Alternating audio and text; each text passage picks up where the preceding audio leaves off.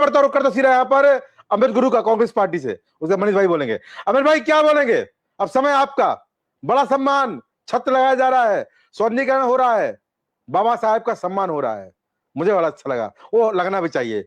बड़े व्यक्तित्व, महापुरुष, संविधान निर्माता, देश को दिशा देने वाले बाबा साहेब।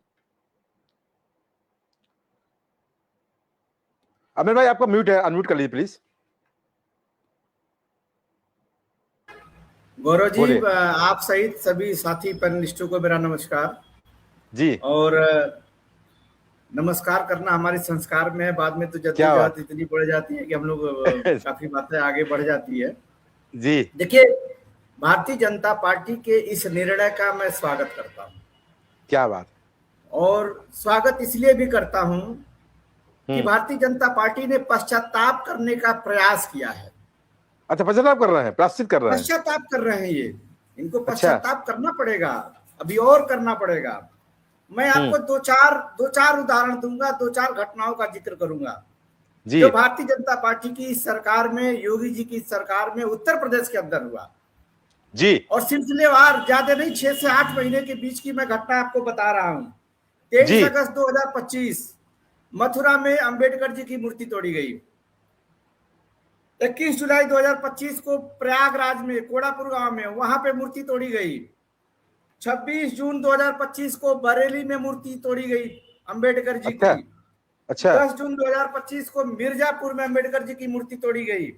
ये वो आंकड़े हैं जो चंद 6 से 8 महीने के बीच के हैं।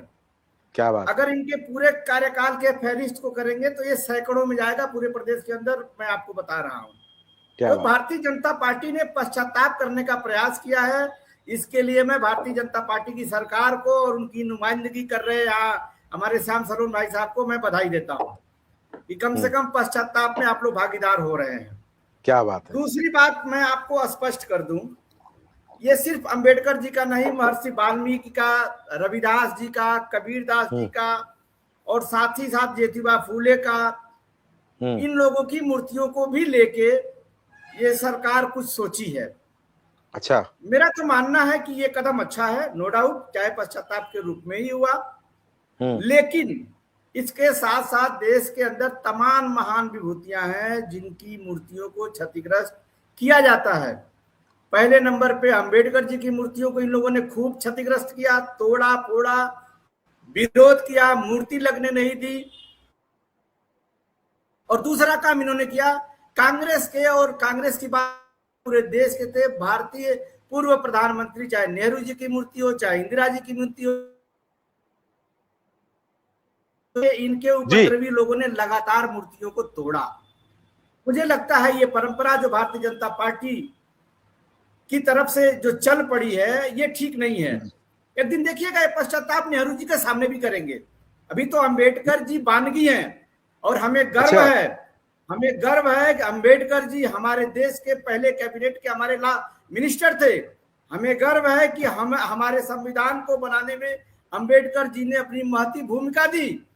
एक ऐसा विद्वान व्यक्ति कांग्रेस से जुड़कर देश की सेवा किया, इसके लिए हम बहुत गौरवान्वित अपने आप को महसूस करते हैं। दूसरी चीज, भारत रत्न को लेके लोग बार बार इन चीजों को लेके आते हैं। देखिए, जब आपके पास कोई चीज कहने की नहीं रह जाएगी तो कुछ भी आप पकड़ के लेके आएंगे। हमारी पहली सरकार में अंबेडकर जी को तो हमने जगह दिया था। इनको पता चलेगा कि हमारी ही सरकारों में श्यामा प्रसाद मुखर्जी को भी जगह दिया गया। मूल रूप से मैं आपको बता दूं, जो सामाजिक न्याय की बात है, उस सामाजिक न्याय से भारतीय जनता पार्टी की सरकार भाग रही है।